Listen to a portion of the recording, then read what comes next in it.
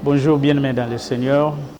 Je voulais juste vous dire bonjour de la part du Seigneur.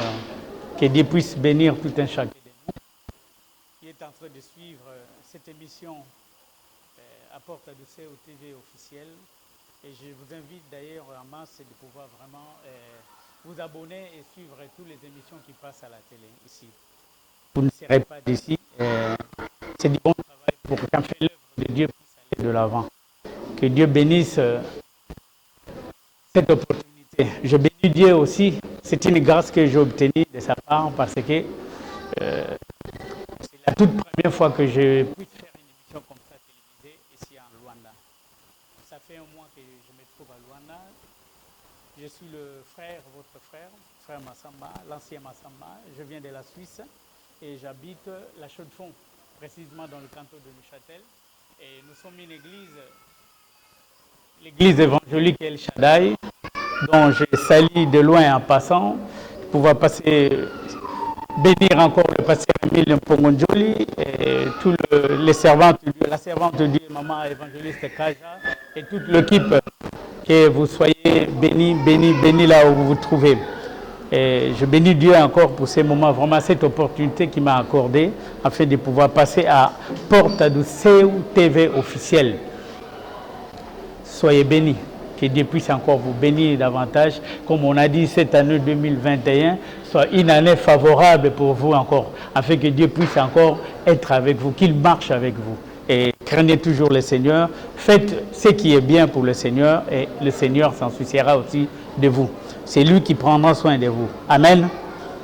Et ce matin, on a vu quelque chose de très important. On a dit que c'était une année pour le Seigneur. Et cette année, et nous voulons vraiment marcher avec le Seigneur. Mais mon sujet n'est pas ça. Et je voulais juste apporter quelque chose encore de paix pour dire la prière efficace. Si on nous dit de pouvoir chercher continuellement l'Éternel sur cette année 2021, et je vais quand même vous marteler pour dire que nous devons toujours prier. Prier et chercher la face de l'Éternel. Il y a un exemple qui nous est donné dans la parole de Dieu.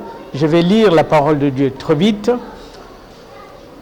Dans Luc 18, verset 1 jusqu'à 8.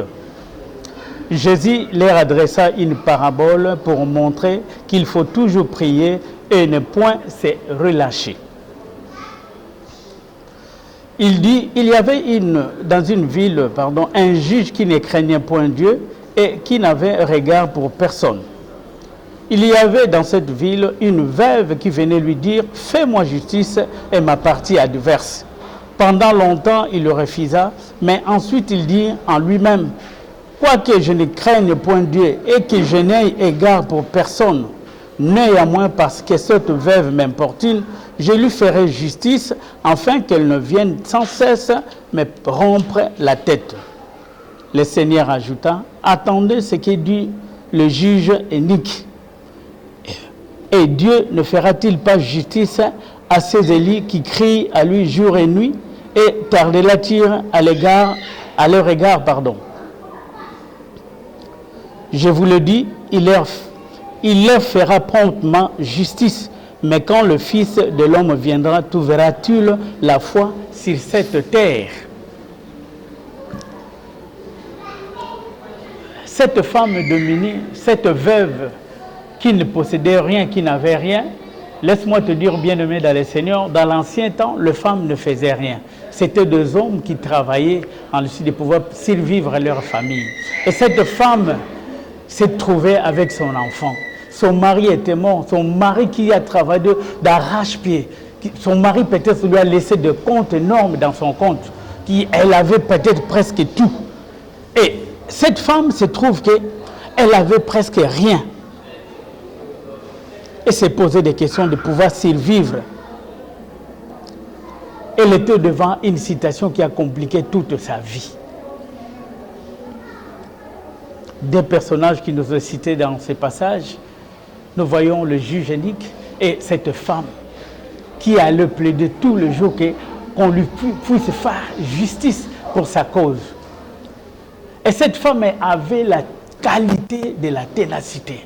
Elle était persévérante. Elle s'est dit à elle-même jusqu'à ce qu'elle doit faire justice à ma situation. elle allait embêter le juge. Elle ne se lassait point. Moi, je crois que nous avons des situations qui nous perturbent. Nous avons des défis, nous avons des problèmes. Cette femme avec une détermination inexplicable, elle était déterminée de pouvoir voir la solution sur son problème. Que ce soit, nous avons des problèmes. Que nous avons de manquements, de situations. Je voulais inviter à tout un chacun de nous de pouvoir adopter cette attitude de prière. Je parle de la prière efficace. Ce matin, je dis que quand je vois ma sœur, bien je vois mon frère qui a les yeux, et mon frère qui a les oreilles, mon frère qui a la bouche, Dieu de même. Dieu nous voit, Dieu écoute. Et Dieu est opérationnel. Dieu, c'est un Dieu d'exaucement. Nous ne nous hasardons pas de nous approcher devant le Seigneur. Quand nous avons ces moments d'intimité, quand nous allons chercher la face de l'Éternel, quand nous avons des moments de prière, nous devons être concentrés. Nous devons toucher le cœur de Dieu.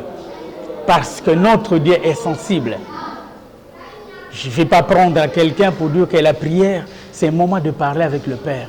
Nous savons tous, nous prions tous. Mais j'aimerais quand même attirer ton attention que cette année, le temps que tu vas prendre en fait de prier, chercher la face de l'Éternel, que ce soit des moments bénéfiques, que ce soit des moments que tu vas toucher le trône de Dieu, que ce soit des moments que Dieu va être sensible, que Dieu va t'écouter.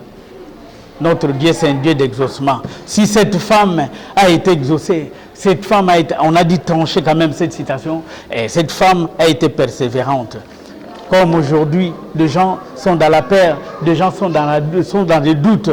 Mais au moment de confinement, au moment où le monde est confiné, moi qui viens de l'Europe, il y a tout le monde là. Je cherchais toujours la face de l'Éternel.